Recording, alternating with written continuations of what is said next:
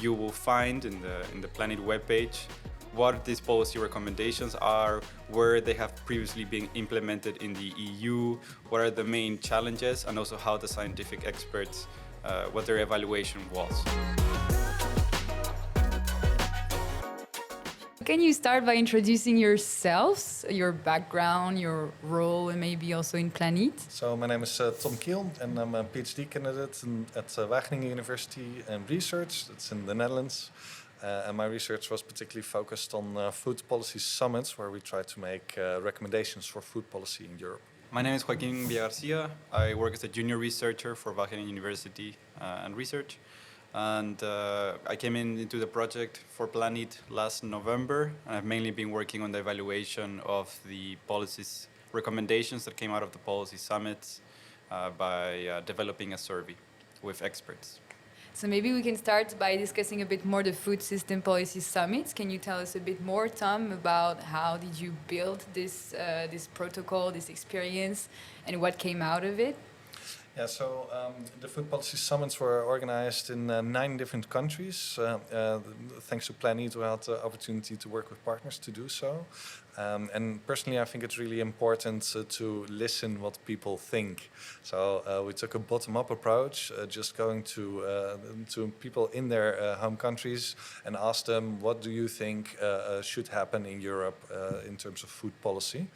And of course, you can expect that people will think very differently about what should happen. So we took a creative approach, and we did that deliberately so that people work together for a constructive future. So that was our aim. And what would you say was the main challenge in gathering all these people and fostering stakeholder dialogue and doing co-creation and so on? Yeah, main challenge is to balance all the participants so that not one participant or one type of participant will dominate. And also between policy summits, this is a challenge to do. How do you weigh the results? How do you interpret what people recommend to you? So weighing all the different pros and cons, that's the most challenging part of the food policy summits. People also seem to struggle with some of the activities, all right? Like the tweet activity with the 10 words, with creating the storylines. And they always say like, oh, it's challenging, but then we actually enjoy doing it. Yeah, so my background is in journalism, and then I thought it would be fun to do a lot of writing exercises. And then maybe afterwards I realized that for some people this might be a challenge. So one of our partners in Poland, for example, pointed this out. So then we changed some of the exercises so it would rely less on writing and a little bit more on creative building with Lego, for example. This is one of the exercises that we modified our methodology. So you would say that the lesson learned from this experience is maybe to adapt more to each context or each living lab, each partner's.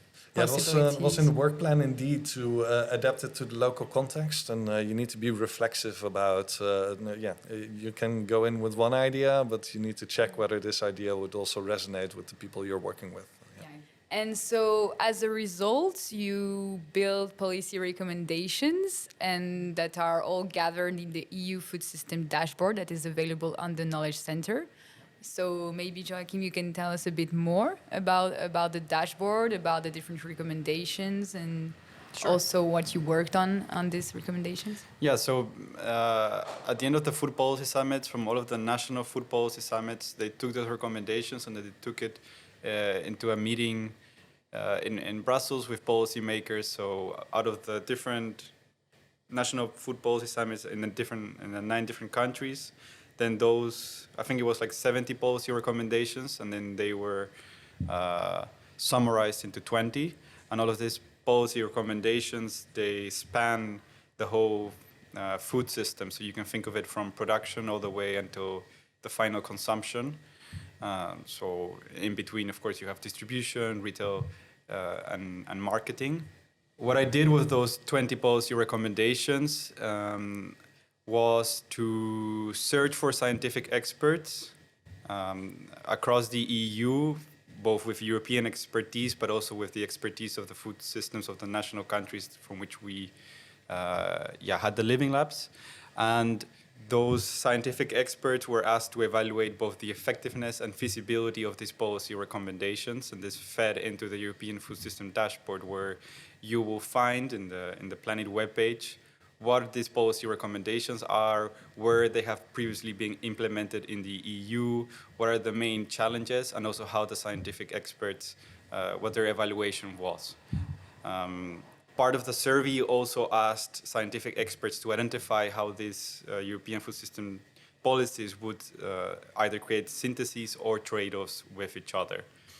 And based on the outcomes, there were policy recommendations that scored highest both for effectiveness and feasibility were a healthier public procurement of food. So for instance, when you go to a canteen in a public university or you go to the canteen in the hospital, this can be a policy recommendation that both can reach a lot of people, and then that can, of course, then comply with Planet's aim, which is to improve the sustainability of the food system, but also encourage people to eat more healthily.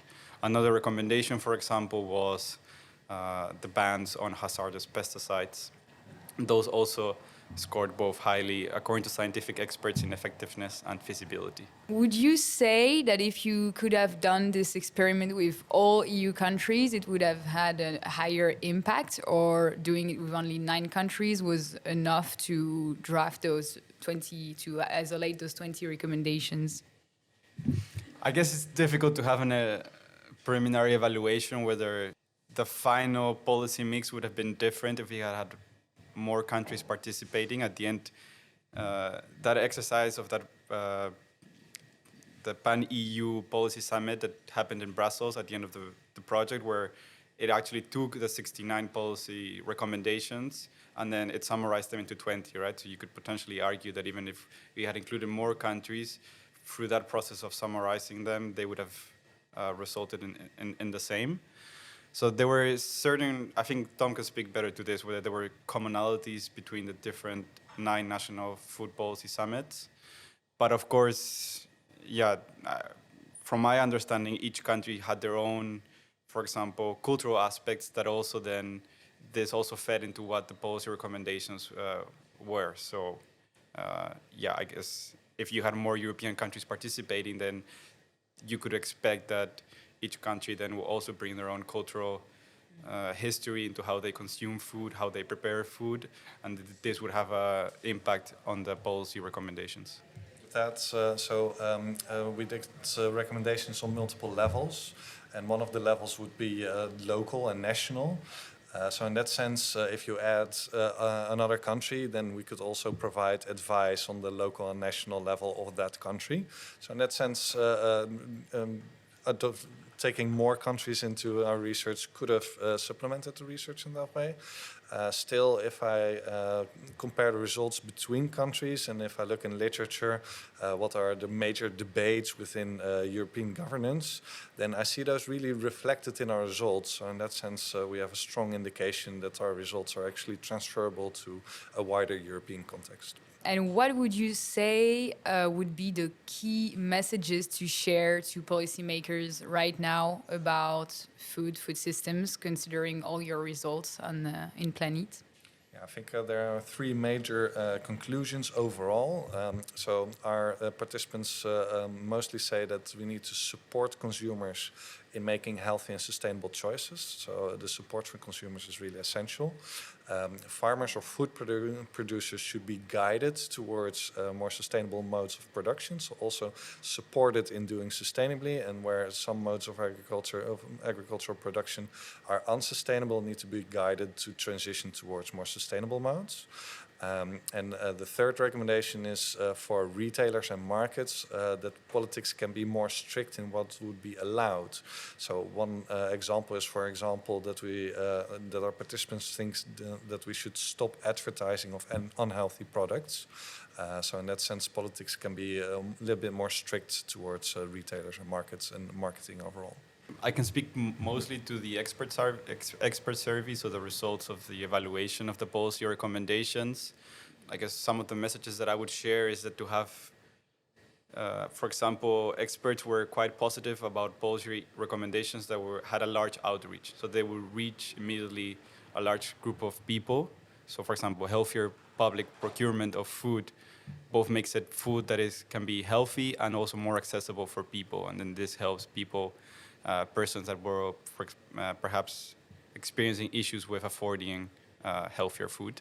Another recommendation was that when you have a mix of policy recommendations, ideally you want to be creating synergies between them so that you can combine that policy mix in the sense that if you are implementing one policy recommendation, you combine it with another so that they minimize their, let's put it, side effects or negative impacts that they might have, and they reinforce the what the goals of those policy recommendations are. Thank you very much for this time, and congratulations for your work. Yeah, thanks for having us, and have a nice day.